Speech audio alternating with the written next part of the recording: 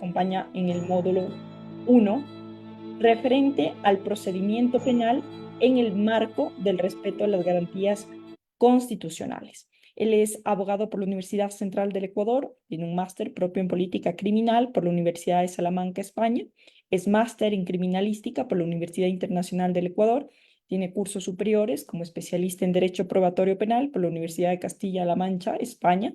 Tiene un curso superior en técnicas de litigación oral por la Universidad de Salamanca y es el actual secretario también de la Unidad Anticorrupción y Crimen Organizado. Bienvenido, doctor Henry López. Tiene usted la palabra y, por supuesto, el quórum para empezar. Muy amable. Bueno, buenas noches con todos. Espero que se me escuche bien. Primeramente, empezar manifestando mis más sinceros agradecimientos por esta invitación a este espacio, a este conversatorio, que más que una disertación, espero que sea un espacio de diálogo donde podamos tener buenas conclusiones, donde también surjan preguntas y se pueda tener buenas respuestas oportunas. Como refirió la compañera que me antecedió, voy a hablar acerca de los procedimientos penales en lo que tiene que ver con la acción y el proceso penal. Para ello, en este campo, en este espacio, lo dividiré en dos. Primero, que es la acción, que es la acción penal, y segundo, que es las diferentes etapas del proceso penal. Muchas veces nos hemos preguntado qué es la acción penal o qué viene a ser la acción penal, pero me gustaría partir de la idea primero de qué son las infracciones penales, ¿no? Como sabemos, las infracciones penales, todos sabemos que es un acto típico antijurídico, culpable y punible. Pero en el COIP, en el artículo 19, claramente nosotros vemos la diferenciación de las infracciones penales, que tenemos delitos y tenemos contravenciones penales. Sí, delitos, todos los que están contemplados en el artículo, en el libro segundo del COIP, y las contravenciones, las que están a partir del artículo 396 del COIP. Pues bien, para diferenciar qué es una acción penal, vamos a ver quién ejerce la acción penal primero. Como lo referí, en los delitos de acción siempre va a haber acción penal pública y acción penal privada. Y para ello vamos a estar en el artículo 410, que claramente refiere que la acción penal es pública y privada. En el caso de la acción pública, ¿quién la viene a ejercer? Pues como sabemos, tenemos conocimiento, el único titular del ejercicio de la acción pública siempre va a ser la fiscalía. Pero también hay casos en los que ese ejercicio de la acción penal no es de la fiscalía, sino que va a ser de la víctima. Y en este caso también se da en delitos. Es lo que se conoce como el ejercicio privado de la acción penal. Pero ¿qué viene a ser esto de ejercer la acción penal en sí? Nosotros cuando somos víctimas, por ejemplo, de un delito de robo, digamos, o vemos de la antigüedad cuando no existía aún la normativa legal o el derecho positivo aún, las comunidades o nosotros mismos hemos visto cómo la gente a veces ejerce la venganza privada, ejerce el linchamiento, por ejemplo, eso es algo como ejercer la acción penal privada, que digamos. Sin embargo, cuando nosotros nos sujetamos a un estado de derecho, como es el que nosotros vivimos, en un estado democrático y de derecho, esta competencia de ejercer esa acción penal se la va a corresponder únicamente a la fiscalía. Y para ello hay que tomar en cuenta un aspecto primero, que la fiscalía es un ente autónomo gubernamental del Estado que ejerce la acción penal. Y dentro de ese ejercicio de la acción penal, partamos de lo que refiere el artículo 195 de la Constitución, que dice que la Fiscalía dirige de oficio o a petición que la investigación preprocesal y procesal penal. Y más abajo dice de hallar mérito acusará a los presuntos infractores ante el juez. Entonces, el ejercicio de la acción penal corresponde a dos acciones que realiza la Fiscalía. Uno es investigar el ilícito o investigar el delito en una fase preprocesal y en una fase procesal penal. Pues bien, y después de hacer esta investigación, también tiene una acción de sustentar su acusación de juicio ante la sede jurisdiccional. Y es donde tiene actuación o donde tiene participación la Administración de Justicia con los jueces. Entonces, así tendremos que tomar en cuenta que el principio acusatorio formal le corresponde únicamente a la Fiscalía como un órgano autónomo e independiente con el principio de separación de poderes del Estado. Únicamente la Fiscalía es el único órgano encargado de investigar el cometimiento de delitos del ejercicio de la acción penal pública. Sí, sin que se inmiscuyan otro tipo de autoridades u otro tipo de poderes del Estado dentro de la decisión de Fiscalía. Ahora bien, dentro de las sentencias de la Corte Constitucional que ha sacado últimamente, a mí me llamó mucho la atención una sentencia en la cual digamos que se estableció una especie de conceptualización de lo que viene a ser en sí la actividad o la acción penal. Esta sentencia es la 601, 18 EP, es la 23 en ponencia de la doctora Teresa Núñez. Y refiere lo que es el principio acusatorio formal. Refiere que el principio acusatorio formal en principio se divide en una actividad investigativa y en una actividad persecutoria jurisdiccional del delito.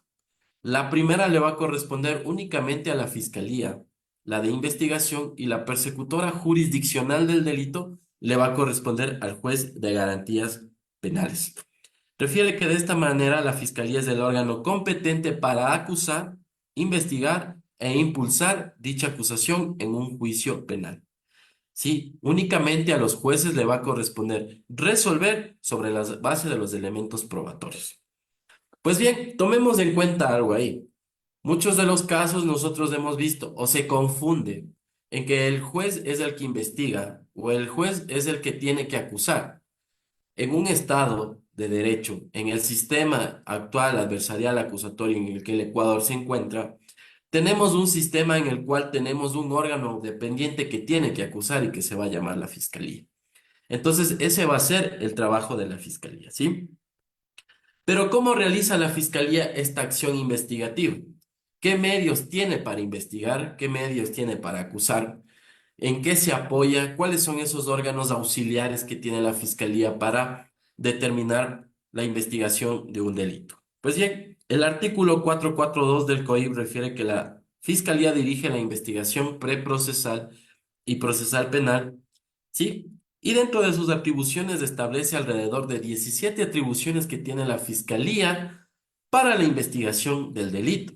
O sea, tiene 17 atribuciones para realizar esta actividad investigativa conjuntamente con órganos auxiliares, como es el Sistema de Medicina Legal y Ciencias Forenses, que viene a ser la Policía Judicial, que viene a ser Criminalística, que viene a ser el Servicio de Investigación de Accidentes de Tránsito.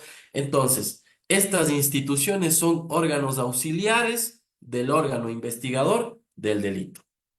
Entonces, dentro de esas atribuciones, tenemos de fiscalía sendas atribuciones, entre ellas, por ejemplo, una de las importantes es la del punto 3, que fiscalía puede formular cargos, impulsar y sustentar la acusación formal ante el juez, ¿sí? La 4, disponer del personal especializado de investigación y medicina legal y ciencias forenses. Esto quiere decir que la fiscalía es quien dispone de ese órgano auxiliar. La fiscalía es quien dispone del servicio de medicina legal y ciencias forenses. La fiscalía es quien dispone del servicio de investigación de accidentes de tránsito, como un órgano rector de ellos, porque es un órgano auxiliar de la administración de justicia en la parte investigativa penal. Dentro de estas atribuciones también tiene sendas atribuciones como por ejemplo el impedir un tiempo mayor de 12 horas de retener a una persona, sí, y solicitar las demás diligencias que crea pertinentes, solicitar medidas cautelares y todo eso. Pues bien, dentro de esta actividad investigativa que nosotros tenemos, dentro de esas atribuciones que tiene Fiscalía, que nosotros hemos visto, por ejemplo, Fiscalía en este mismo momento puede allanar aquí mi oficina y puede llevarme detenido. Esa es una atribución propia de la Fiscalía. Fiscalía el día de mañana a las 3 de la mañana puede allanarle su casa porque tiene la atribución propia que le concede el Estado, propiamente a ellos, con una finalidad, la de investigar el delito y con la de acusar. Entonces hay que tomar en cuenta lo que refiere esta atribución de Fiscalía en su parte última. Refiere que siempre que se limiten los derechos de alguna persona, se requerirá una autorización judicial. Y aquí viene el punto importante en este nuevo sistema adversarial acusatorio que el Ecuador adquirió desde el año 2000, es que tenemos un ente rector, un ente vigilante que se llama el juez de garantías penales. Entonces, toda esa acción investigativa, todos esos actos investigativos que realiza Fiscalía se deben de realizar en estricto apego a los derechos fundamentales y constitucionales de los investigados y de las víctimas. Sí, y en el caso de que se limiten ciertos derechos, por ejemplo, como la interceptación de llamadas, pues en ese caso la Fiscalía tiene que hacer una solicitud de autorización judicial para que se pueda realizar esto. ¿Sí? Entonces tenemos que tener en cuenta que si bien es cierto, Fiscalía tiene atribuciones investigativas, pero estas atribuciones no son un cheque en blanco para que se pueda realizar lo que sea, sino que siempre deben de tener un respeto a los derechos fundamentales y constitucionales de cada ciudadano y también en el caso de que se requiera tener una autorización judicial. Sí, no se puede decir sacrificar o decir que he sacrificado el derecho a la inviolabilidad de la comunicación por una investigación.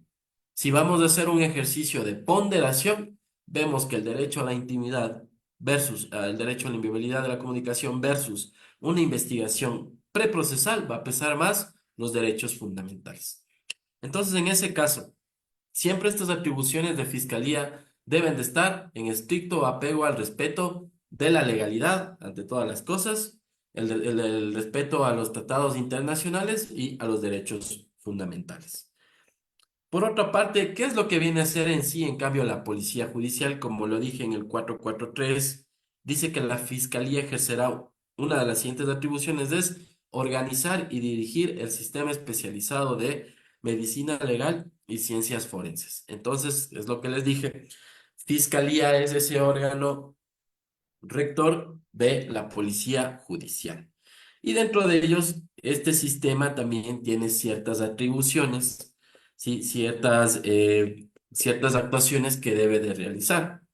Siempre en apego a las disposiciones de fiscalía, en apego al respeto de los derechos de las personas, ¿sí? No nos olvidemos entonces que fiscalía para realizar a ver, no nos olvidemos primero que la acción penal en sí implica investigar un delito y hacer una acusación de ese delito.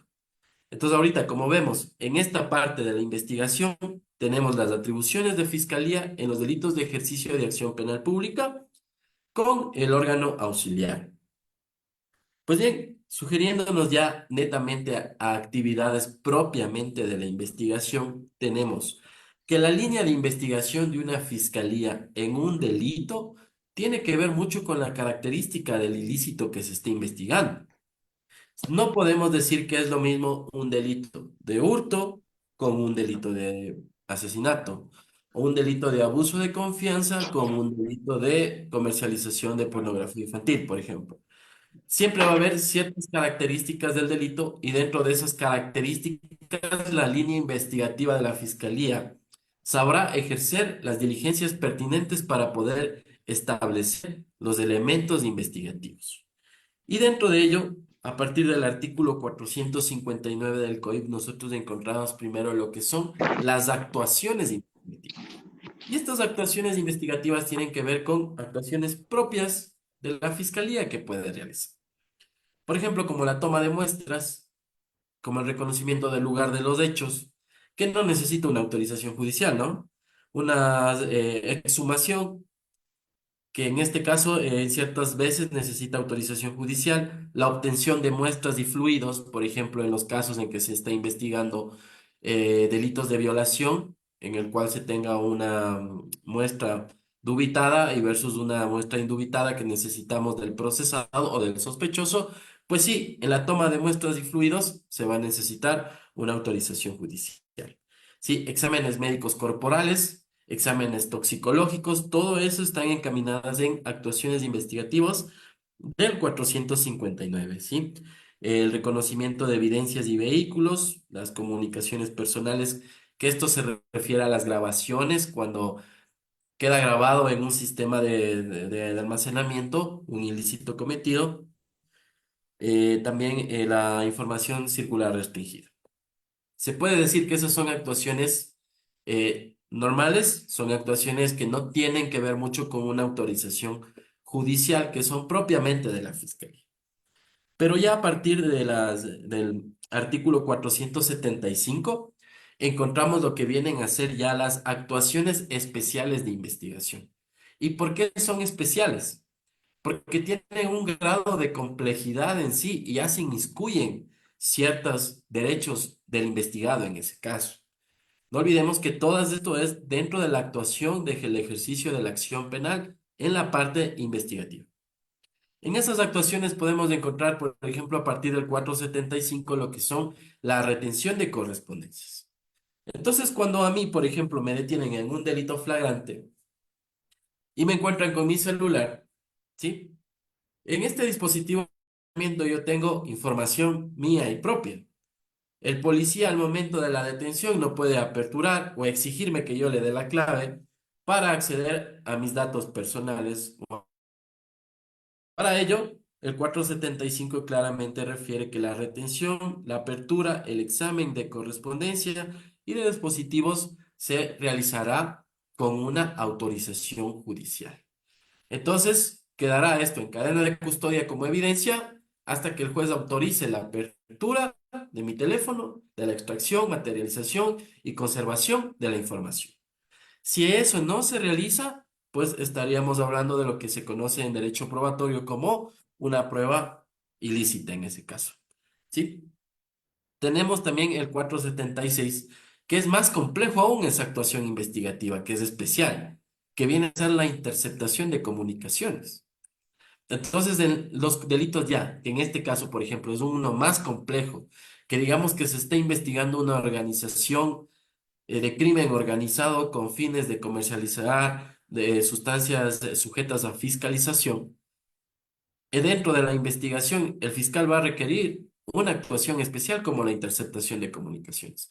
¿Y eso qué implica? Implica que se va a violentar las comunicaciones de las personas. Se va a violentar el derecho a la intimidad. Entonces, en ese caso, ¿qué se requiere? Se va a requerir una orden judicial. También tenemos lo que son los registros vehiculares, lo que les referí con el ejemplo, el allanamiento, son diligencias, son ya actuaciones especiales que van a requerir una autorización judicial. Sí, y hay que tomar en cuenta que la detención con fines investigativos también considero que es una actuación investigativa de la Fiscalía. Hay que tomar en cuenta que con la última reforma del COIP que se dio recién en el 2023, se establecieron actuaciones especiales investigativas relativas al contenido digital. Como el derecho penal es dinámico, también ahora las redes sociales y el medio informático digital también es un espacio por el cual se están cometiendo infracciones.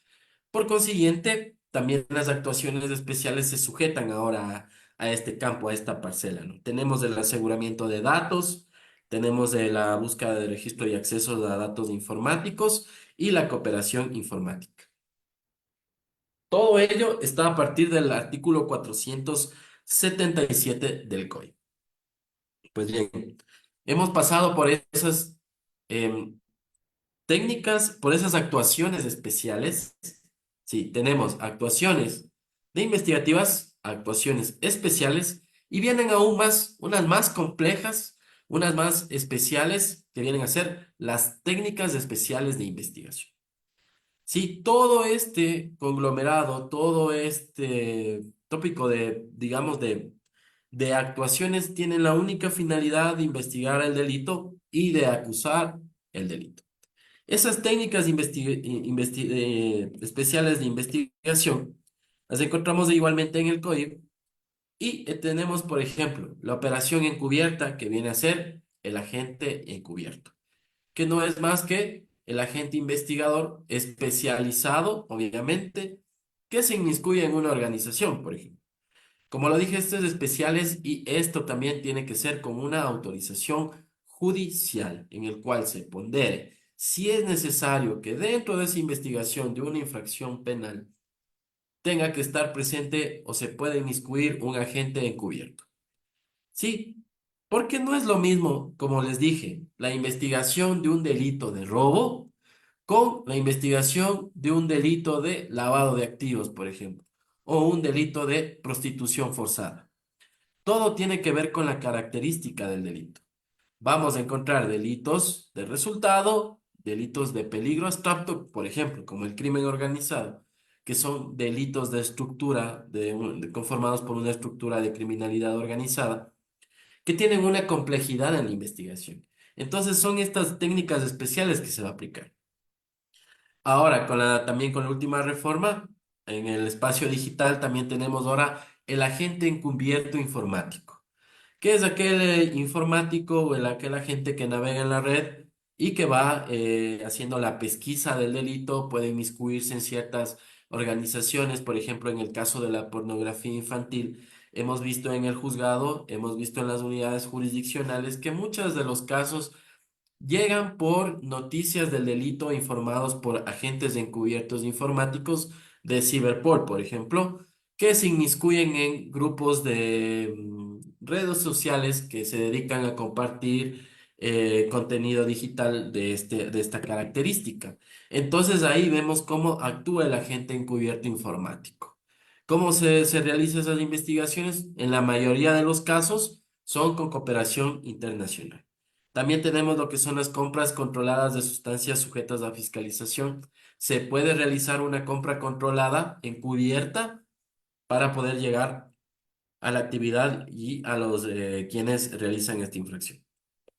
Las entregas vigiladas y controladas, la protección de las operaciones y algo muy importante que ahorita que estamos hablando del agente encubierto. ¿Qué pasa si un agente encubierto en la dinámica de la investigación, por seguir la investigación, comete un delito? O ese agente encubierto que es informático, que se inmiscuye en la organización, como lo dije, y que mantiene contenido digital pornográfico y comparte contenido digital, porque en las organizaciones le exigen. Entonces el COIP propiamente refiere que el agente encubierto no puede ser procesado cuando se encuentra realizando estas actividades.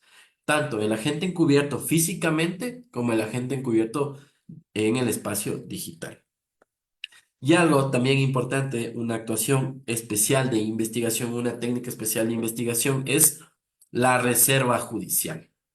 Entonces, ¿qué es lo que hace que a mí, por ejemplo, que yo pertenezco a una organización de financiamiento del crimen organizado, que no me entere o no me notifiquen con que me iniciaron una investigación o me están investigando? Pues principalmente el artículo 490 establece la técnica del principio de la reserva judicial.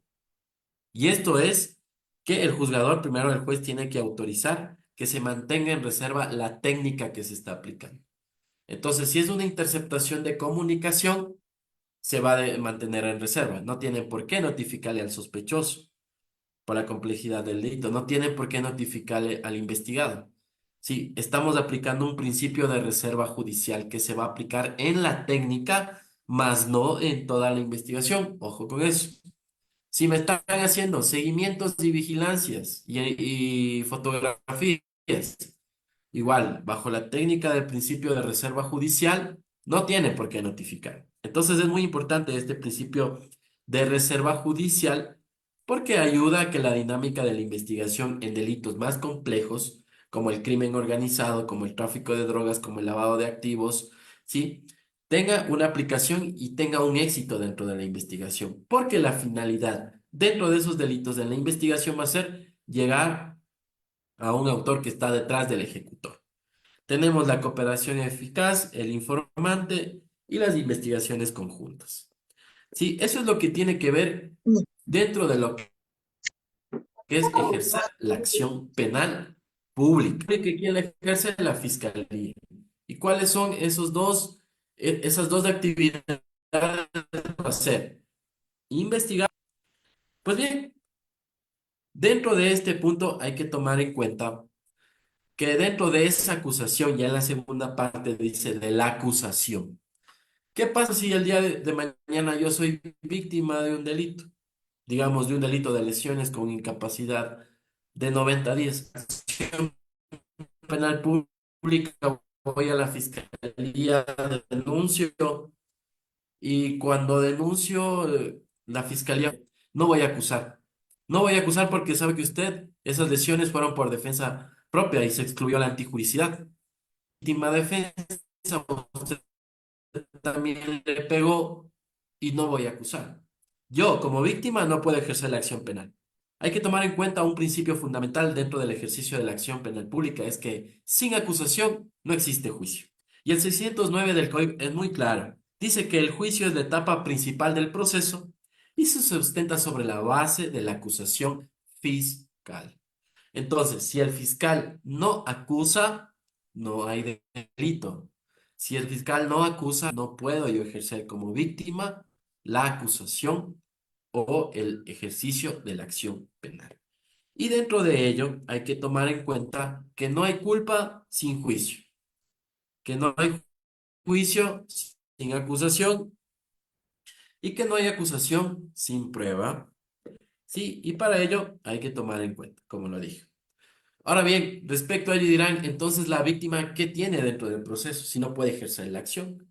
Pues la víctima es la persona que ha sido agraviada dentro de esa infracción penal y que tiene derechos de participación, sí, dentro del proceso penal, pero no puede ejercer la acción penal pública.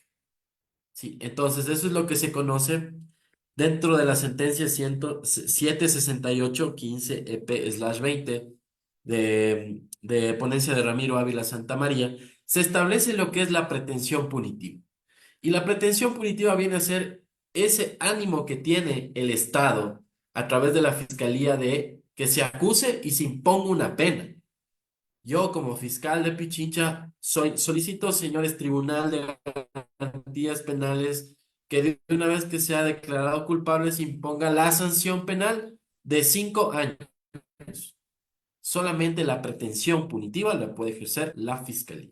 En esta sentencia, la Corte Constitucional deja en claro que esa pretensión no le corresponde a la víctima, solamente le va a corresponder a la Fiscalía, incluso en situaciones de recurrir o apelar sentencias, las apelaciones de la Fiscalía. Tengamos en cuenta eso. Ahora, quizás ustedes se pregunten, ¿y cuándo la víctima puede ejercer la acción penal? Esta es la segunda parte. Como les referí, delitos de acción penal pública y delitos de acción penal privada.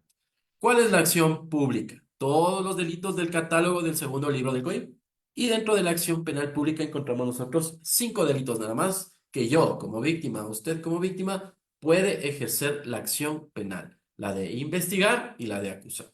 Está el delito de calumnia, está el delito de usurpación, el delito de estupro, el delito de lesiones y un último delito que se agregó en la reforma, los delitos contra los animales que forman parte de la fauna urbana. Dentro de estos 5 delitos, yo como víctima, ya no hay ningún fiscal, ya no hay fiscalía, quien ejerce la titularidad de la acción penal va a ser la víctima. El artículo 410, inciso segundo, claramente refiere. El ejercicio privado de la acción penal le corresponde únicamente a la víctima mediante la querella. Entonces ustedes, también el abogado que es representante de una víctima de un delito de acción privada, tiene que hacer la acción investigativa. El abogado le corresponde hacer esa acción investigativa. Le corresponde encontrar elementos de convicción. ¿Para qué? Para sustentar igualmente una acusación ante el juez de garantías penales. Entonces, yo como abogado, como víctima, también puedo ejercer. El artículo 583 refiere de las actuaciones fiscales urgentes. Y en este caso, vamos a ver específicamente lo que refiere. Dice, en los casos de ejercicio público o privado de la acción penal, en que se quiera obtener, preservar, conservar evidencias e impedir la consumación del delito, se podrá realizar actuaciones urgentes. ¿Sí? El artículo 231.4 del Código Orgánico de la Función Judicial le otorga a los jueces contravencionales ¿qué competencia? Conocer las contravenciones y las diligencias preprocesales de prueba en materia penal. Entonces, no es que yo como víctima, y voy a decir, solo la fiscalía puede realizar reconocimiento del lugar de los hechos, o solo la fiscalía en sus atribuciones puede realizar la conservación y preservación de información de un CD. No, yo como víctima también lo puedo realizar. ¿Sí? 583, 231.4 del Código Orgánico de la Función Judicial y más que todo El principio de tutela judicial efectiva, el artículo 76 de la Constitución que habla de tener medios en los cuales se pueda obtener medios de prueba. Y en este caso, sí, señores estudiantes, o abogadas y abogados, en este caso, sí, nosotros ejercemos la pretensión punitiva como víctimas y pedimos y exigimos un pago de una reparación integral y una sanción que se imponga, únicamente dentro de estos 5 delitos. Y para ello, señores, también se hace eh, tiene un procedimiento especial que es a través del 647 hasta el 651 del COIP, que habla del procedimiento para el ejercicio de la acción penal privada. Entonces, no nos olvidemos de eso. ¿Hasta ahí tienen alguna pregunta, algo para seguir con el siguiente punto? Recuerden que pueden levantar su mano para poder ir en orden de las participaciones.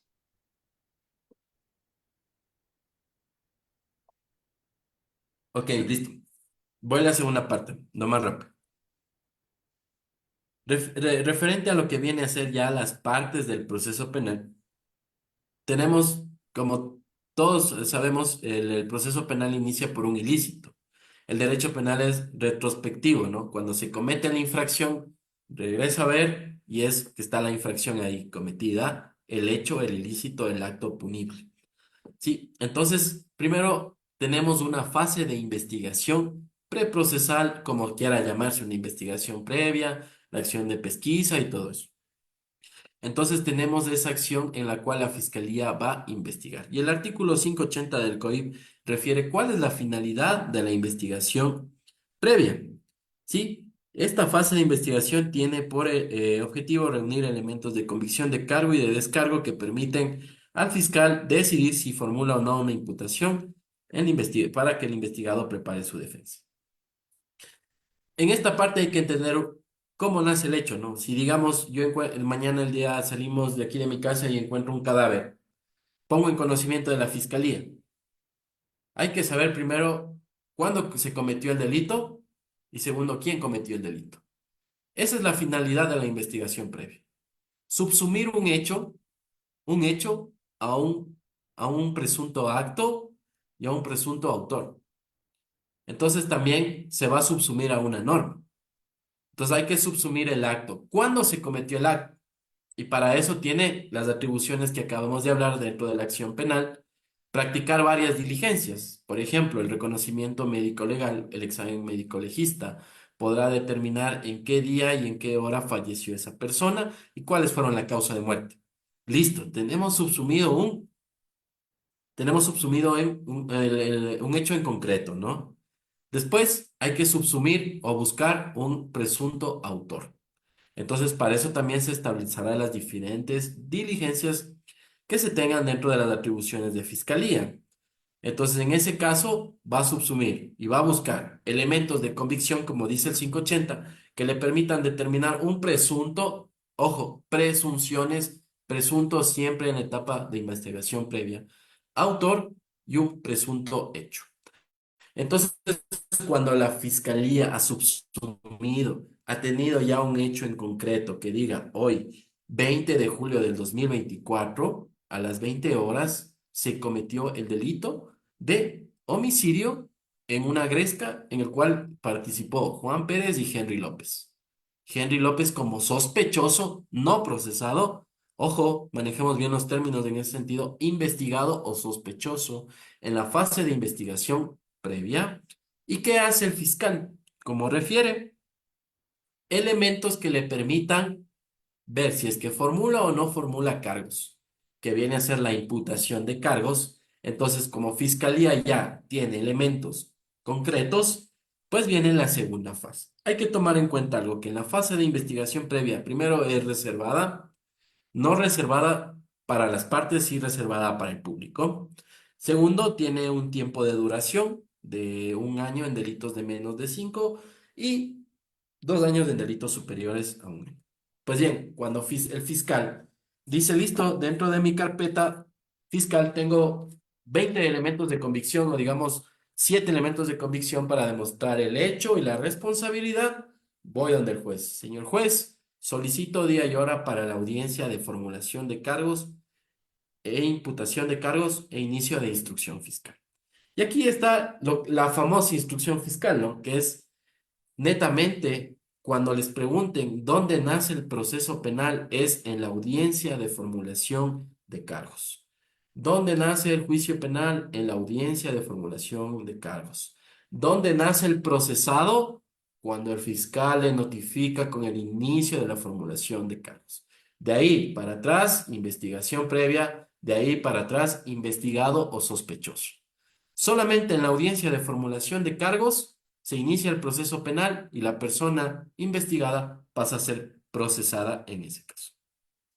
Y dentro de esta audiencia, dentro de esta etapa de inicio de instrucción, la audiencia de formulación se va ante un ente, ya se va ante un ente rector, un tercero imparcial, que se llama el juez de garantías penales. ¿Sí? ¿Por qué de garantías? Tomemos en cuenta que el 439 del CODIP dice los sujetos procesales son el procesado, la víctima, la fiscalía y la defensa.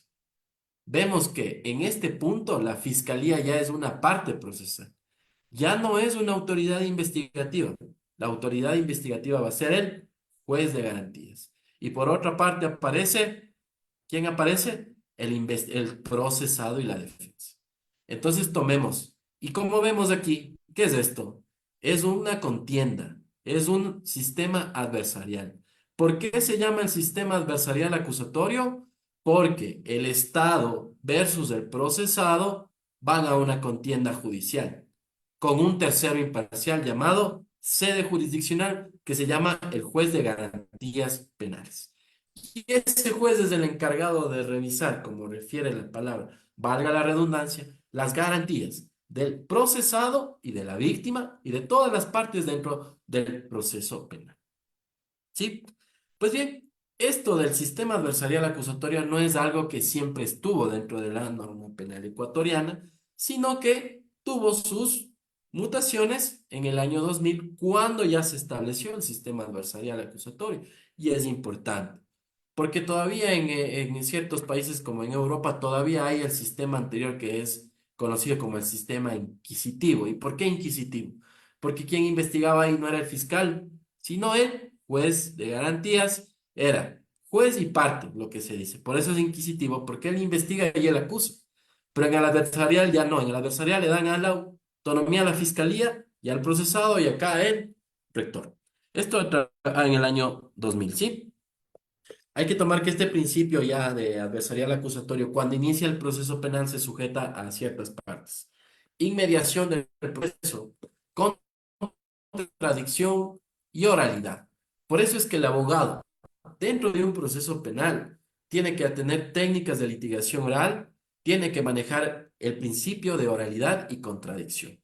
Antiguamente, los abogados antiguos, hasta antes del 2000, manejaban el sistema escrito, que era que todas las alegaciones se realizaban por escrito, detrás del computador, detrás de la biblioteca, buscabas tus argumentos y lo enviabas y ya está. Pero con el sistema adversarial ahora es todo en sede jurisdiccional, en audiencia oral, pública y contradictoria. No me quedo más ahí. La formulación de cargos tiene una finalidad de el 595 del COIP dice cuál es la finalidad y cuáles son los elementos de la formulación. La individualización de la persona procesada. Ya tengo elementos de que Henry López fue el autor de ese homicidio, ¿sí? La relación circunstanciada de los hechos relevantes. ¿Qué hecho me están imputando? Ya en concreto, no un presunto, sino un hecho en concreto. ¿En base a qué elementos de convicción el fiscal ha llegado a establecer esa imputación o esa subsunción? Pues tiene que manifestarlo, sí, y la infracción que se me está acusando.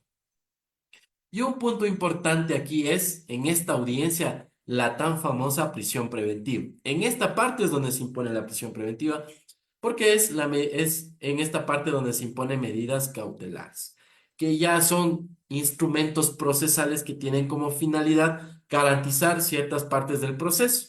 Las medidas cautelares tienen como finalidad garantizar el éxito del proceso, el pago de una reparación integral y la conservación de medios de prueba. Eso de la prisión preventiva también es Eso es un punto que se puede realizar también en otra ponencia, me quedaría muy corto hablar de la prisión preventiva. Pues bien, dentro de la instrucción fiscal también se ejercerá una actividad de defensa, como ya inició el proceso penal, sí, y ahí establecen actividades investigativas de la instrucción. Yo como procesado, les voy a dejar aquí un ejemplo y les voy a dejar un punto aquí para que después nos demos cuenta. Yo como procesado, en este caso ya formulado cargos, mi abogado solicita una diligencia de reconstrucción de los hechos. Lo solicité dentro de la instrucción. Dentro del 595 en la instrucción fiscal he solicitado una actividad investigativa en la instrucción. He solicitado que se haga la pericia de reconocimiento de reconstrucción de los hechos. Cuando se cerró la instrucción, sin embargo, no me hicieron. Dejémoslo ahí. En esta instrucción también se pueden cambiar los cargos, reformular cargos, vincular a otras personas que tengan que ver con el hecho, sí, y revisar medidas. Pues bien, este plazo de instrucción depende también la característica del delito. La ley dice que son 90 días en todos los delitos, con excepción, y las excepciones es delito flagrante, ¿sí? Son delitos flagrantes, uno, que son 30 días, delitos de tránsito 45, ¿sí? Y otros delitos más que hay. Dentro de esa instrucción practico diligencias. Dentro de esta instrucción practico. Como les dije, en el día, digamos que abrieron 90 de instrucción, yo al día 80 yo pedí una pericia de reconstrucción de los hechos.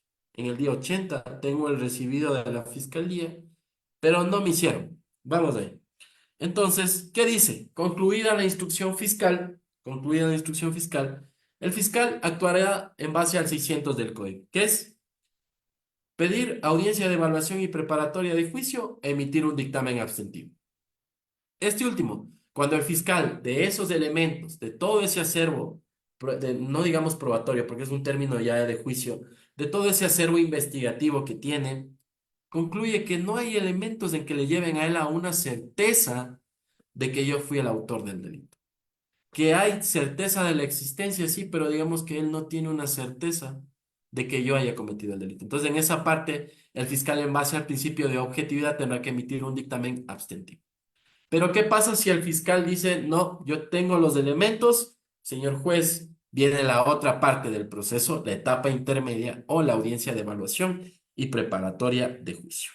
601 del COIF. Entonces, en esa parte refiere que es cuando el fiscal va a realizar una sustentación de la acusación. El fiscal ya tiene una convicción, por eso se llaman elementos de convicción. Va a tener una certeza en la cual él en una audiencia de juicio pueda sustentar con medios de prueba.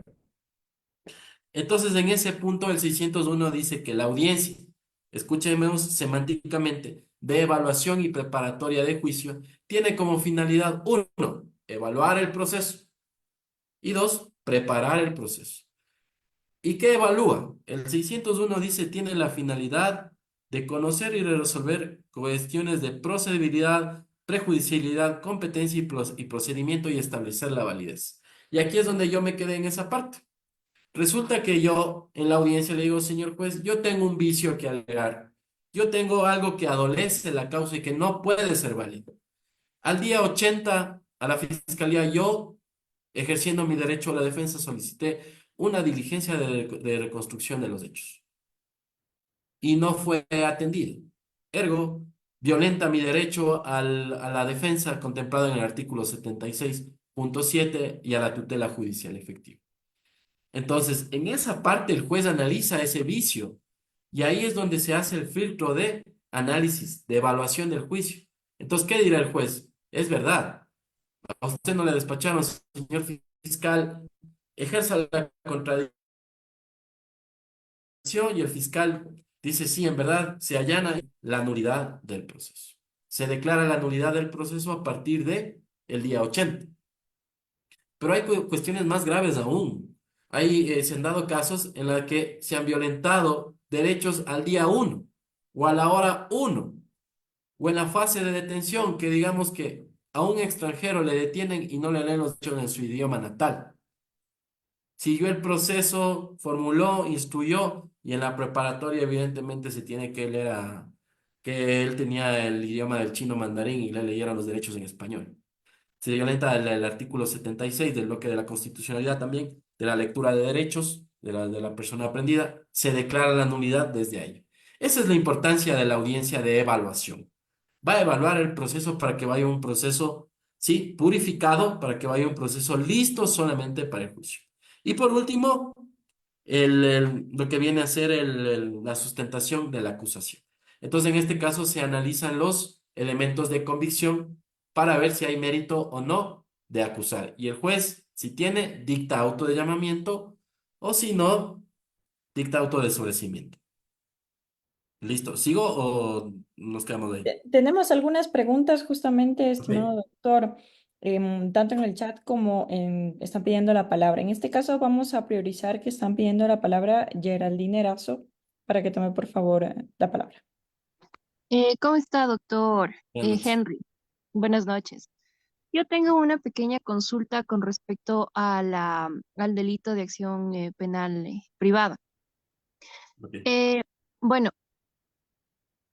eh, bueno, nosotros dentro por el delito de lesiones, o sea, querella, una vez que las partes se hayan pronunciado al anuncio de prueba del artículo 648, una de las partes puede desistir de una de las pruebas solicitadas. Ya, tú me dices en el ejercicio privado de la acción penal, ¿no es cierto? Exacto, sí. Verás, prácticamente el anuncio de prueba, como tú dices, y vamos a referirnos netamente a términos, no semánticos. Una cosa es que tú digas el anuncio de medio de prueba y otra cosa es la prueba. El medio de prueba es lo que yo voy a usar en el juicio y la prueba es cuando se debate en la audiencia de juicio. Por el artículo 76 de la Constitución que te habla de contar con medios y contar con los medios que sustenten tu defensa, no habría ningún problema. Yo puedo desistir de la prueba, pero ahora tienes que tomar en cuenta que por el principio de comunión de prueba, la otra parte puede hacer uso de eso. Entonces tú, por ejemplo, digamos tú y presentaste una materialización de una pericia de audio y video en el cual se ve que se están agrediendo. Y tú para sustentar tu proposición fáctica o tu teoría del caso ves que ese medio de prueba no te va a servir, sino que te va a restar y tú dices desisto. Entonces el debate ahí se daría, ya dependería del juez, en que digamos que la otra parte diga, señor juez, yo quiero que eso por principio de comunión de prueba se utilice, pero no es que vas a tener una nulidad o se va a caer el caso. Ese es un medio de prueba mío y yo veré si lo uso o no lo uso. Hay partes incluso que en la propia audiencia desisten de ciertos medios de prueba, de testigos, de pericias y todo eso. Perfecto. Gracias, doctor. Ok. Bien, tenemos la intervención de Ivonne Enríquez. Muy buenas noches, doctor Buenas Henry. noches. Bueno, yo tengo una interrogante, ¿no? Dentro de un proceso en materia de tránsito, en este tema que estábamos hablando de la instrucción fiscal, Fiscalía tiene de términos para las notificaciones, por ejemplo, ¿no? Ya sea víctima o sospechoso, Fiscalía puede notificar a la versión libre y voluntaria, que es el primer paso que dan, en menos de 24 horas, o se debe respetar términos. Eh, Verás, es que, por ejemplo, algo que, bueno, es que por la cuestión de que tenía poco tiempo, también tenemos que tomar en cuenta que hay delitos flagrantes, ¿no? Por ejemplo, en un delito flagrante, el fiscal tiene 24 horas para reunir elementos de convicción. Entonces, yo en 24 horas como agente fiscal puedo receptar una versión, pero de los testigos presenciales. Ahora, en el otro caso que tú me dices, yo diría que no, que siempre se deben de manejar el tiempo de notificación de las partes, sí. El 575 del COI justamente dice, no, cuando se convoque a la celebración de ciertas diligencias judiciales se debe de realizar con 72 horas anticipadas a testigos, peritos y demás personas que intervienen en en la actuación. ¿Por qué? Porque tú, cuando compareces a una versión, también tienes que preparar tu medio de defensa. Y el artículo 76 de la Constitución del debido proceso, uno de de las garantías es que tú cuentes con los medios y con el tiempo adecuado para preparar una defensa. Si el día de mañana a mí me quieren llevar a dar una versión por un delito, como tú dices, de un accidente de tránsito con causa de muerte, voy a pedir el diferimiento, obviamente, porque me garantiza el 76 y el 575 del COIP. Ujú. Mm, Ya, muchas gracias, doctor. Otra pregunta. Dentro de la investigación previa en delitos, por ejemplo, de estafa, abuso de confianza, eh, usted nos mencionaba que Fiscalía tiene como deber o su trabajo es investigar, ¿no? ¿Qué Así es. pasa cuando, por ejemplo, por temas de investigación, Fiscalía llama a versiones libres y voluntarias a supuestamente sospechosos, se puede decir, ya sea porque ahora está de moda en las estafas de que utilizan números de teléfonos, activan el chip con el nombre de otras personas y pues a estas personas cuando sacan el reporte de telefonía sale en la cédula, el nombre de ellos y por eso les llaman a receptar su versión, ¿no? Ujú. Ellos al acudir a la versión libre y voluntaria, bueno, tienen que acudir, van y únicamente deberían hacer ese paso o ellos también deberían aportar con pruebas para que no los involucren dentro del delito o fiscalía únicamente se encargaría de investigar si pues tiene que ver algo con el proceso o Y no. justamente como tú dices, de este fenómeno delictivo ahora de las estafas o de las extorsiones que se dan por medios digitales, se está dando mucho estos casos, como tú dices. Usurparon mi número telefónico o hay otras personas que dicen presté la cuenta sin saber qué hice. En este caso, Fiscalía, si ya te considera como una persona, porque una cosa es que te considere como testigo, ¿no? Que vayas a rendir la versión como testigo, y otra es que ya te considere como sospechoso o investigado y pueda con ánimo de ser procesado. Entonces, en ese caso, tú sí tendrás que hacer una acción de descargo, de aportar elementos de descargo, obviamente. Digamos, no sé, sí, yo perdí mi chip, demuestro que puse la denuncia que me robaron mi celular, demostrar en verdad que no tuviste que tener una participación y que ya viene a jugar un elemento importante como el dolo, que no existió la acción dolosa de que tú cometas ese delito de extorsionar o la complicidad de eso.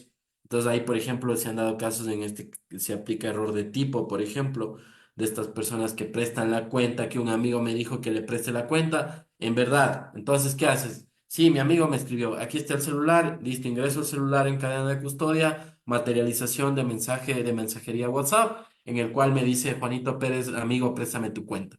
Entonces con eso estoy tratando de descargar en cierta parte de la responsabilidad para que Fiscalía no me impute cargos, porque ya es algo, llegar a una audiencia de formulación de cargos es porque Fiscalía ya quiere llevar a una imputación o una acusación en juicio. Listo, muchas gracias, doctor.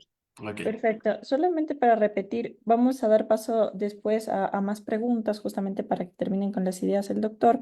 Dice si se puede repetir cuál es la sentencia sobre el principio acusatorio formal y persecutora penal. Nos están diciendo a través del chat. Ok, No sé si se puede repetir.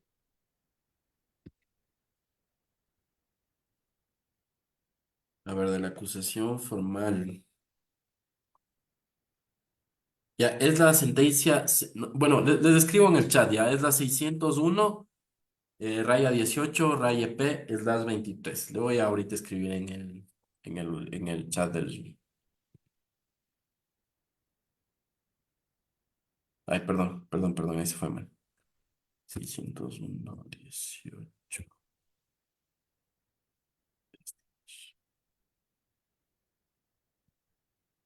Sí, es ponencia de la doctora Teresa Núñez.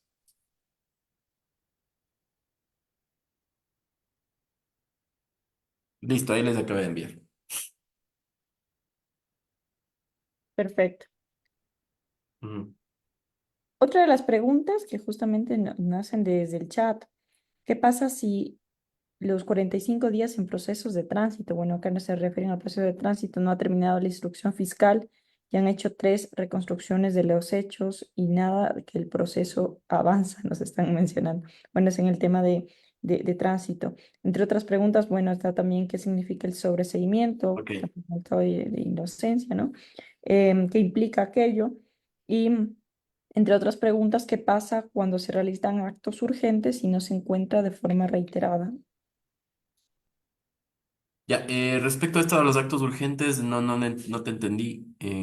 Justamente nos menciona qué sucede cuando de forma reiterada se realizan actos urgentes y no se encuentran nada en estos actos. Ok, respecto de esta Tal pregunta vez de los... algún límite, ¿no? Si es que creo que se refiere si es que hay tal vez algún límite en el tema de los actos urgentes. Ya, ahorita. Espérame, creo que he puesto el número de la sentencia para el chat solamente con Byron Maldonado y quiero mandar a todos. Sí. Ahora déjame le copio ahorita.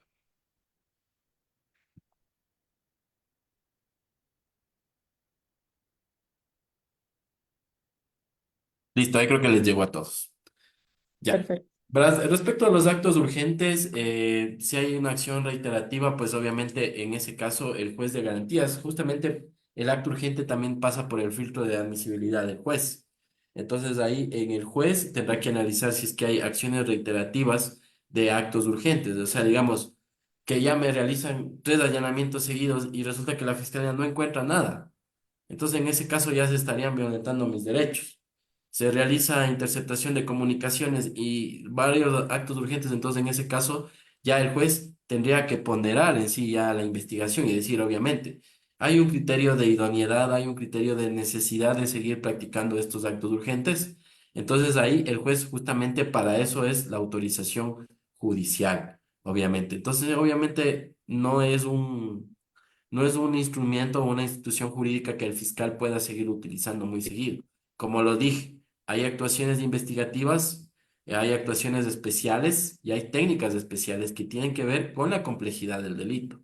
Obviamente, si estoy en un delito de, no sé, de hurto, el juez tendrá, si es que el fiscal pide interceptación de llamadas o seguimientos y vigilancias, el juez tendrá que ponderar y decir, por un delito de hurto me están pidiendo esto. Entonces, en ese sentido, hay que tomar en cuenta.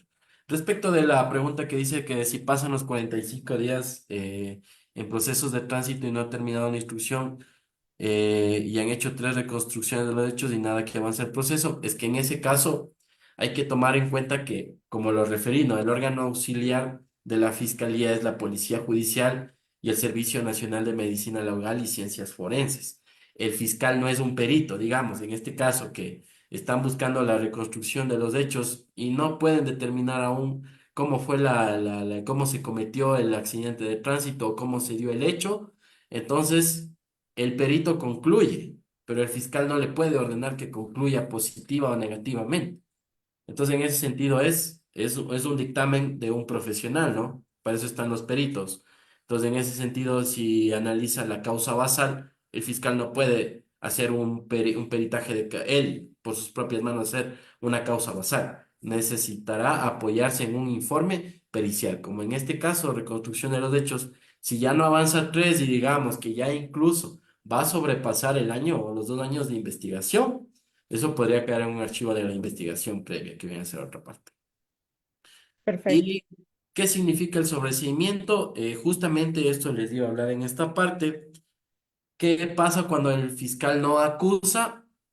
Pues emite un dictamen abstentivo y el juez, por consiguiente, bajo el principio de acusación, de que sin juicio, sin acusación no hay juicio, tiene que dictar un sobreseimiento que tiene un efecto de ratificación de inocencia. Pero el 605 establece 2 causales más. La una causal es cuando el fiscal llega a la audiencia, ¿no? Y ahí sí va a haber el debate, por eso se llama adversarial. El fiscal llega, digamos, con 20 elementos de convicción, pero la defensa le contradice y dice que existen elementos que determinan la existencia de un delito, pero no hay elementos de convicción que determinen la participación de mi defendido. Y el abogado, surge el debate, el uno dice que sí hay elementos y que acusa, y el otro dice que no hay. Entonces el juez analiza, y ahí es lo que viene el análisis de mérito de acusación.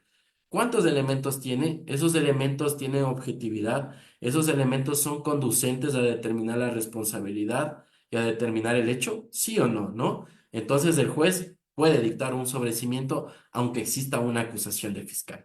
Justamente esa es la función de la garantía, del juez garante. Y el otro es cuando se evidencien causales de exclusión de antijuricidad.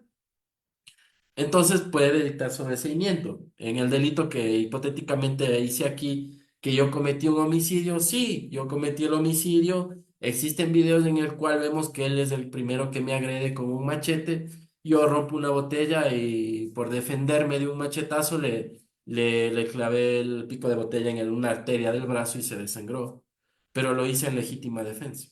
Y como sabemos, las excluyentes de la antijuricidad, una de ellas es la legítima defensa. Entonces se puede dictar sobreseimiento. Todo esta etapa intermedia, a veces yo veo a la etapa intermedia como que los jueces hacen un simple acto, pero es muy importante la etapa intermedia porque primero hay economía procesal. Imagínense llegar a una etapa de juicio sin que existan elementos de convicción. Segundo, estás arrastrándote a una persona que es inocente y que no hay elementos a llevarle a una audiencia de juicio, con una prisión preventiva, con una prohibición de retención de cuentas, con una prohibición de enajenar. Entonces, el ejercicio o la función fundamental del juez de instancia, de instrucción fiscal, de etapa intermedio, es muy importante en este caso. No únicamente es evaluar el proceso, sino también evaluar los méritos de acusación. Y por último, ya tenemos lo que viene a ser la etapa de juicio. Cuando el juez está de acuerdo con la fiscalía, dicta el auto de llamamiento a juicio. ¿Y qué es el auto de llamamiento a juicio? Deja fijado un hecho concreto y una persona en concreto. Y esos dos elementos van a pasar a un tribunal penal para ya la audiencia de juicio. ¿Qué viene a ser la audiencia de juicio? El debate en sí, la esencia.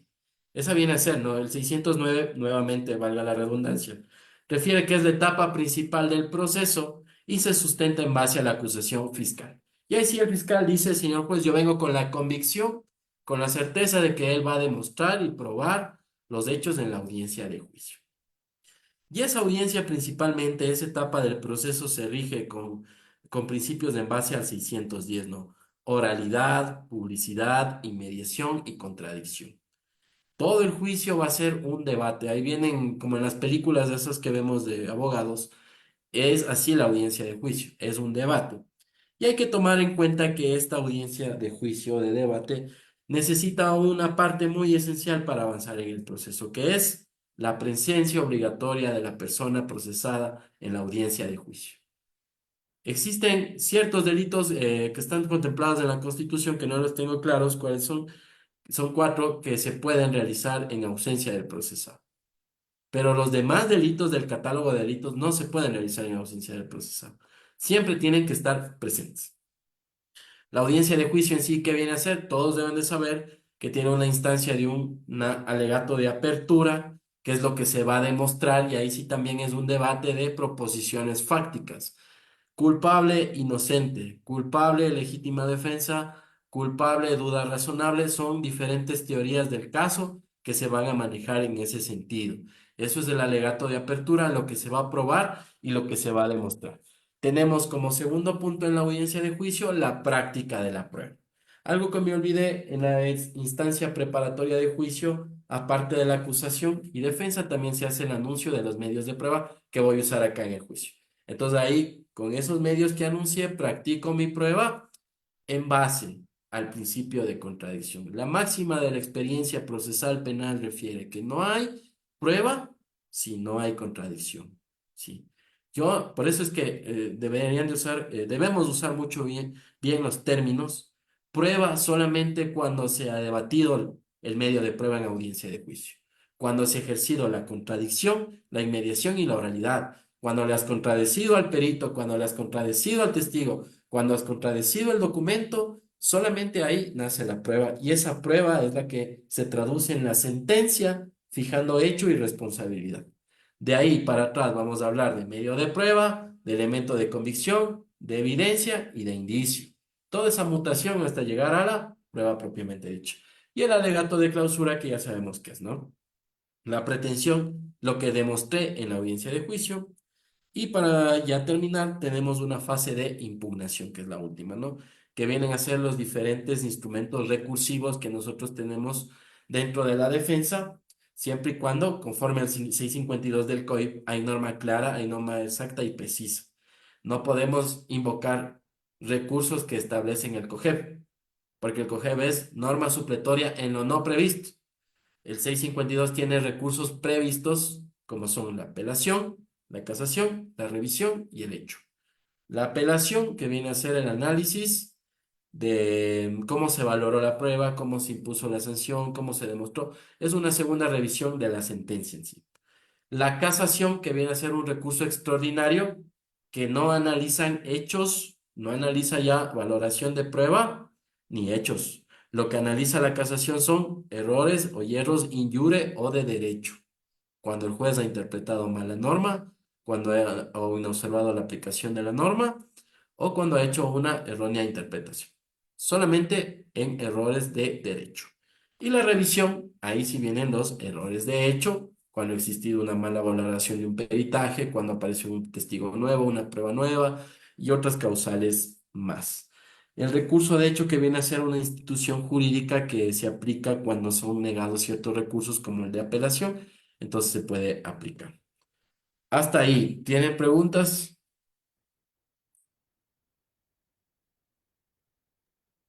Tenía una pregunta, la abogada Dayana Madeline, no sé si aún desea realizarla.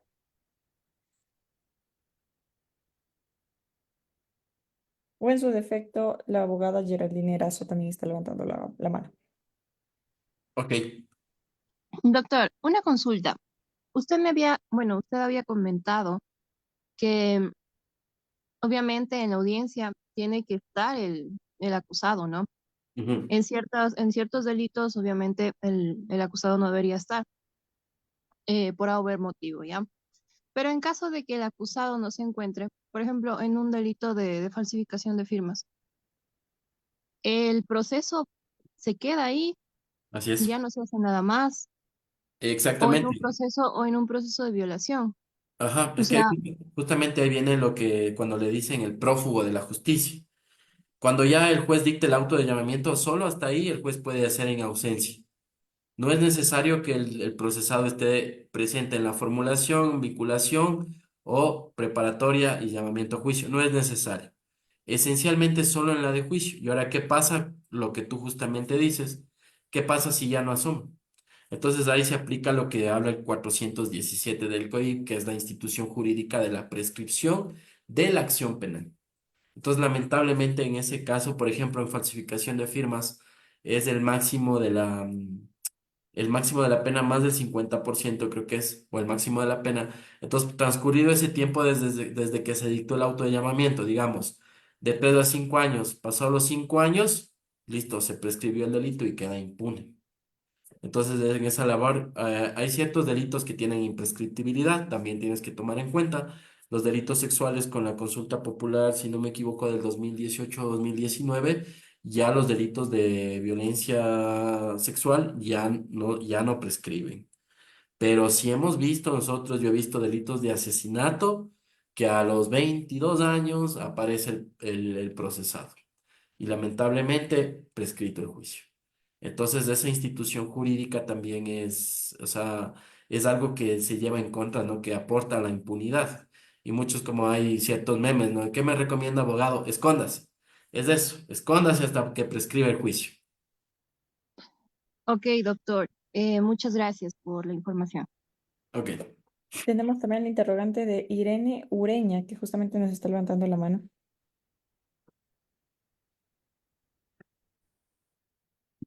ok.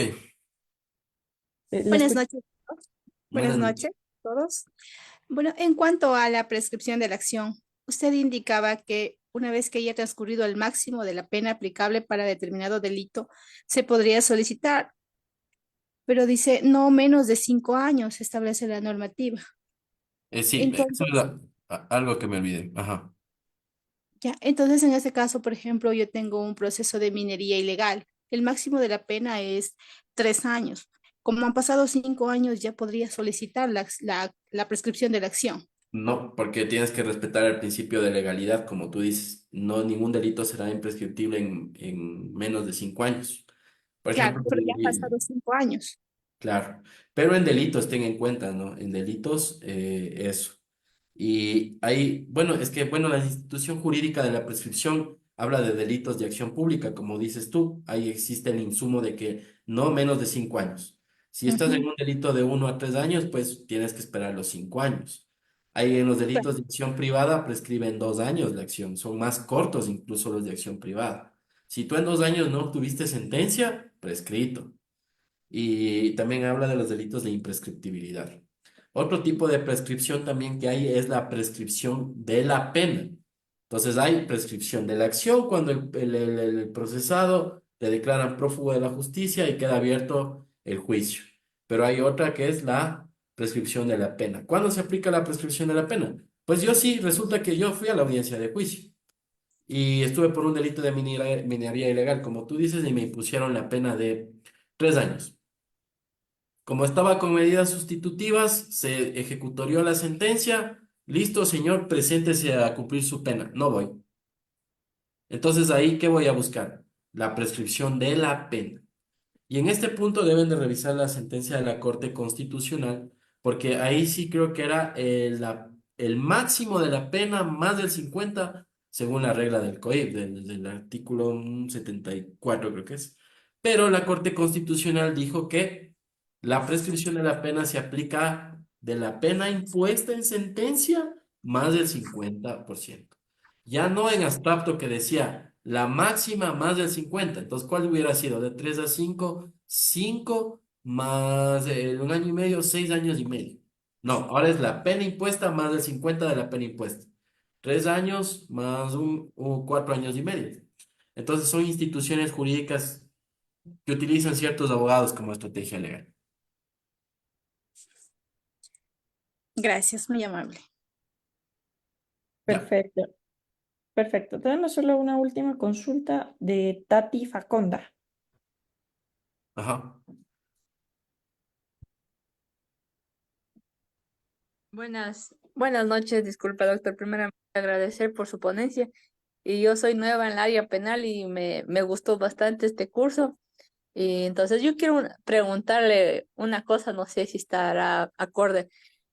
¿En qué caso puede ser cuando una persona es heredera y le han dado su porcentaje que distribuido y ella tenía una casa y un hermano, como si rompe esa casa? Esa es una figura también penal. Dentro del catálogo de delitos vendría a ser el daño a propiedad privada, que sí existe esa figura penal. Si existe esa figura penal, ahora tienes que tomar en cuenta, y para contestar una pregunta que me hace Rolando Apolo Naranjo en el chat también, y que estás empezando, el derecho penal se rige siempre por un principio. Hay un principio rector que es el de legalidad, que todos sabemos, pero también hay un principio que se llama de mínima intervención penal. ¿Y por qué la mínima intervención penal? Como justamente tú, Tati, me dices, un tema civil, hereditario, un tema administrativo, un tema educativo, son controversias sociales que se pueden solventar mediante el uso de cierto tipo de justicia, como la civil, como la contenciosa administrativa, como la laboral y todo eso. Pero ¿por qué el derecho penal dice de mínima intervención? Porque el instrumento del derecho penal en un estado, en una sociedad, es la última instancia que se puede utilizar para solventar estos problemas. Por ejemplo, un delito de asesinato es una vida de una persona. No se puede sustentar por una vía civil, no se puede sustentar por una vía contenciosa administrativa. Se ha violentado un bien jurídico como la vida, como por ejemplo en el caso del secuestro extorsivo, la libertad del patrimonio. Entonces tú siempre vas a ver eso, Tati, siempre vas a encontrar que los fiscales y los jueces siempre van a aplicar lo que refiere el artículo número 3 del Código de Principios Generales, la mínima intervención penal. Ya como última instancia, último recurso de resolver un problema social, va a aparecer el derecho penal.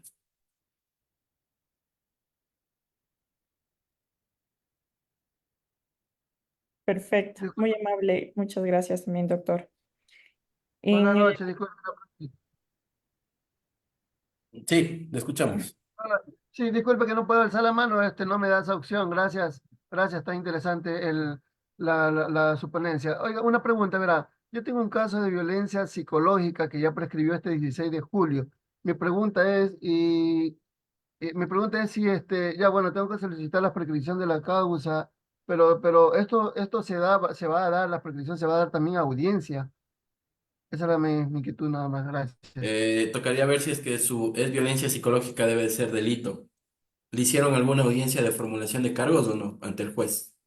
Yo Sí, creo que claro, todo se llevó, justamente esa denuncia está desde el 2017, pero llegó a la corte desde el 2019. Según los jueces y la misma fiscalía, en la última audiencia, hace como más de un mes, ellos mismos dijeron que ya prescribía este 16 de sí. julio. Entonces, verá, ahí lo que tiene que hacer en el artículo 417 dice que la prescripción se declara de oficio o a petición de parte.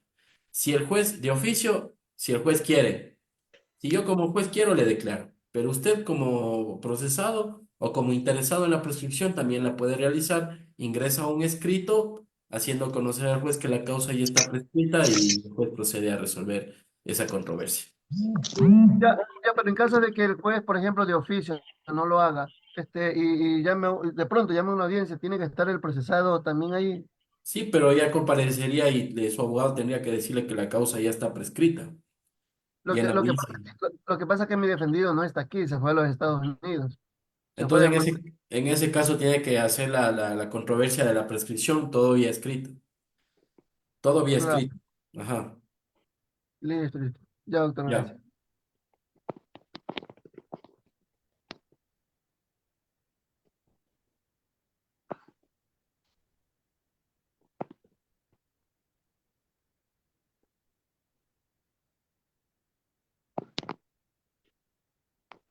No sé si tengan más preguntas. Tenemos una mano levantada de Alison Ulcuango. No sé si nos escucha. Sí, ¿me escuchan? La escuchamos. Sí, te Ok. escuchamos.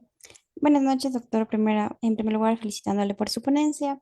Eh, Mi pregunta es, en el proceso de bueno, una vez que ya se ha emitido una sentencia, quiero saber más sobre el proceso de apelación, especialmente en delitos como lesiones o en delitos en los que existe reparación integral y los jueces se pronuncian sobre cierta cantidad, por ejemplo, en reparación integral, y no es justificable eso para la víctima. ¿Se puede apelar sobre la decisión de reparación integral o no? Ok. Buen punto ese. Justamente en la sentencia que les comenté de Ramiro Ávila, que les voy a copiar también de una vez porque sí es buena esta sentencia,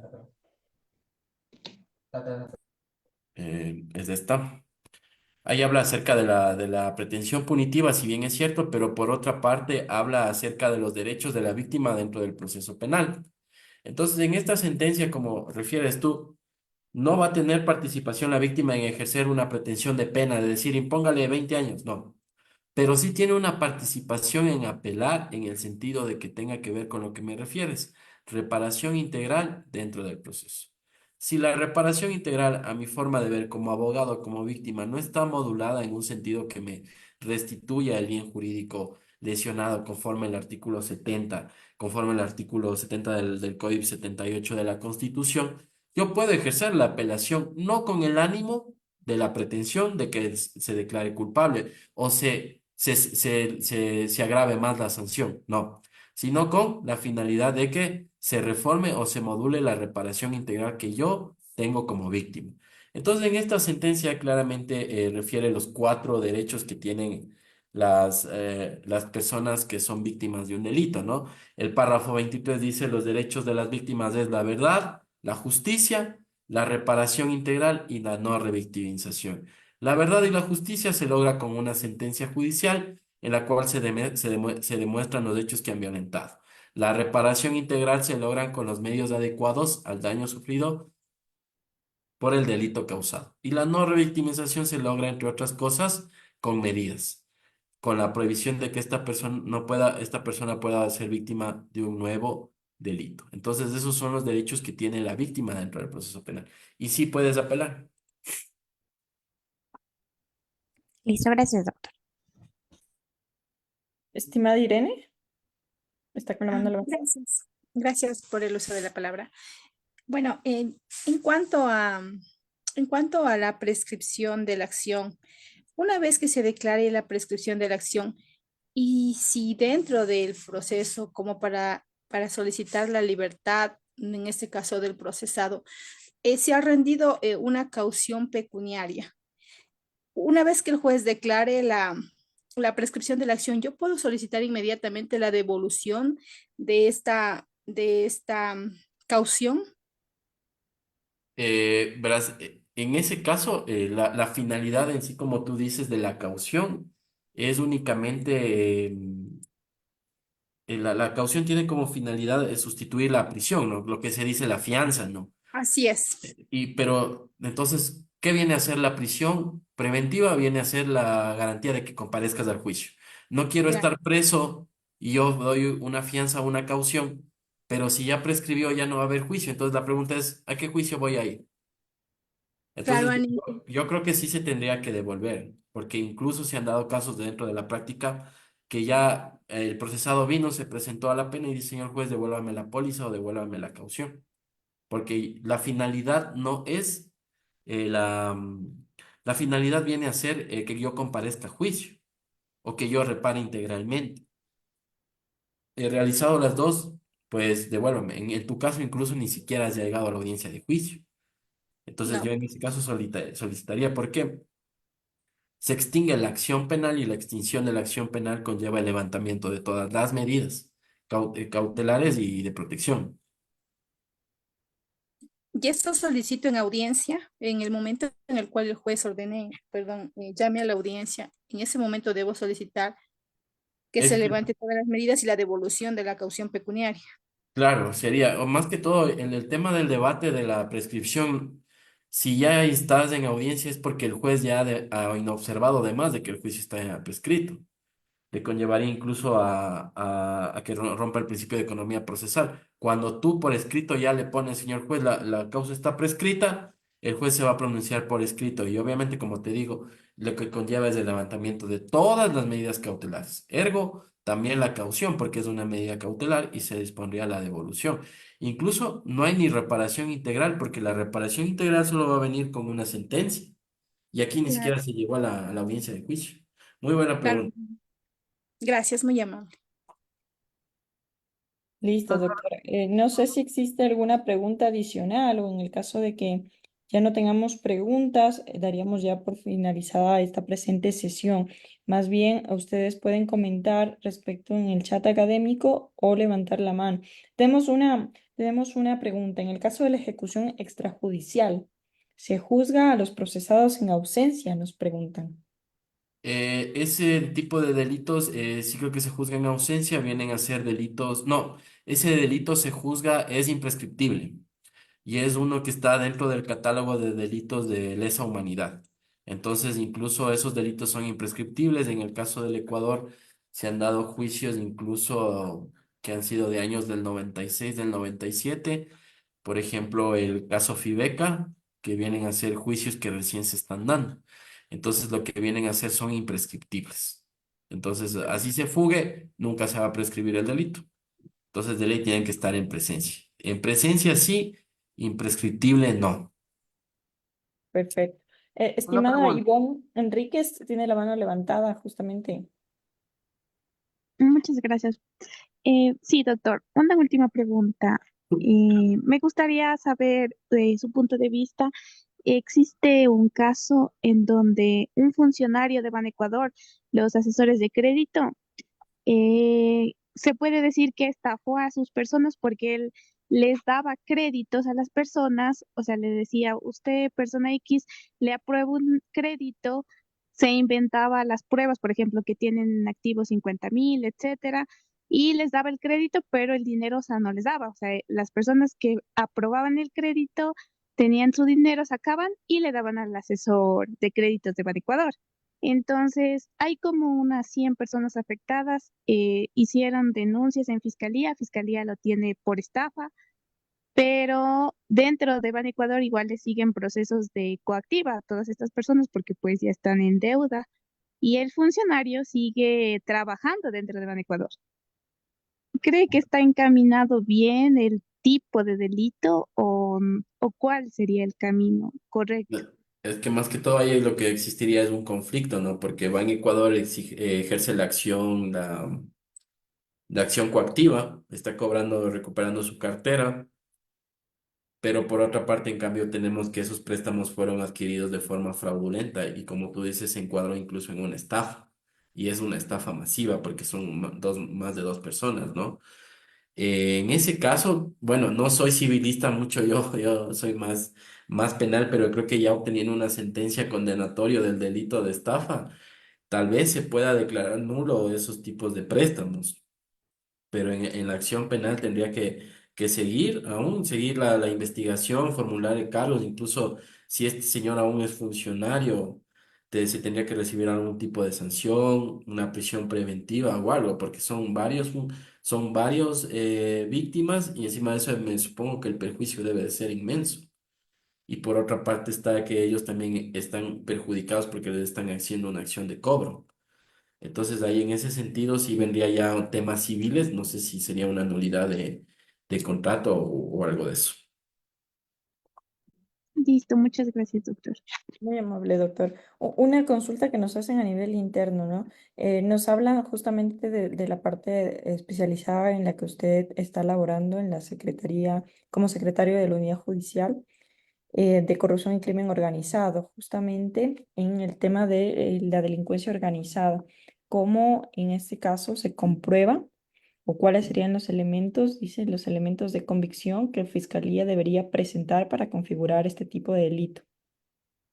Eh, Conformidad el artículo 369, ¿no? A mí me parecen estos delitos muy interesantes a mí porque tiene una participación. Tomemos en cuenta algo ya. Una persona a veces, ese ciudadano ahí que te roba en la calle el celular o te roba la cartera, lo hace una sola vez, lo hace con una finalidad, será para satisfacer su necesidad de consumo, para alimentación, para algo, ¿no? Pero hay otro tipo de delincuencia que se comete y se asocia, es la delincuencia organizada. Y en esta parte son un grupo de personas que no tiene como finalidad robarte una cartera o un celular, tiene la finalidad de debilitar, de operar en la ilegalidad. Entonces, por eso este delito es más complejo y tienen ya establecidos cierto tipo de funciones dentro de una organización. Por eso son delitos de estructura organizada. Va a tener un líder, va a tener un mando medio y un mando ejecutor. Entonces, en este caso, la delincuencia organizada ya no tiene una finalidad de robarte solo un celular, sino que van a crear una organización delictiva dedicada a robar los celulares en el trole, el trole, en el transporte de aquí de Quito, todas las mañanas, sin que le vea la policía inmiscuyéndose en lo clandestino, en lo ilegal. Entonces ahí vemos una doble finalidad y por eso es este delito de delincuencia organizada. El 369 únicamente dice la persona que mediante acuerdo o concertación forme una estructura de tres o más personas que de manera permanente o reiterada ya van robando varias veces, reiterativamente, si se financien, ejerzan el mando, direccionen y planifiquen actividades delictivas para cometer delitos sancionados con pena de más de 5 años. Por ejemplo, el sicariato, una organización de sicarios, se da en esto. Entonces, los elementos de convicción en esta investigación, las líneas investigativas que hacen los fiscales que tienen unidades especiales como la FEDOT y la UNIDOT, ya tienen únicamente diligencias como por ejemplo la interceptación de comunicaciones. Entonces tú ya le interceptas al líder de la organización, ¿no? Y le ves que él es el que está dando las disposiciones que se coloque una tonelada de cocaína en el puerto de Manta y le ves que tiene un mando medio, estableces otro elemento de convicción es los informes investigativos de seguimientos y vigilancias, los agentes de la policía les dan seguimientos, filmaciones, fotografías. Sí, otro tipo de diligencias que tienen en este sentido también son el agente encubierto cuando son organizaciones muy grandes y también otro que tienen vienen a ser incluso que en ciertas veces la policía le deja cometer los delitos, deja que cometan el delito de robo para tener elementos y para llegar a toda la estructura. Eso sí, no solamente vas a tener al ejecutor, ¿no? Al que va y roba o al que va y vende droga, sino que estos delitos van ejecutor, medio y el jerarca, el que planifica y coordina. Entonces, esos son los elementos de convicción que por lo general viene en fiscalía. Si ya tienes un elemento de convicción, que tienes llamadas, y que a esas llamadas le haces un peritaje de identificación de voces, y resulta que la voz que dice que planifica es la voz del procesado, otro elemento de convicción, tienes videos, haces de pericia de reconocimiento facial y cotejamiento de identidad humana, y existen otros más. Por lo general, en ese tipo de delitos es donde los fiscales tienen más elementos de convicción, porque son investigaciones, como lo dije, de actuaciones especiales. Y esos elementos son muy reforzados para que se dicten prisiones preventivas. Perfecto. Bueno, queremos agradecerle, doctor. Bueno, recordemos un poco que estamos en el módulo 1, es básicamente algunas nociones muy básicas. Iremos explorando en el módulo 2, 3 o 4 mucho más a profundidad las inquietudes también que están tocando dentro de los temas de las preguntas y al igual que dar la apertura también a otro tipo de ponencias. Entonces, bueno, agradecerles a todos por conectarse, agradecerle, doctor, también por su predisposición, reconocer también el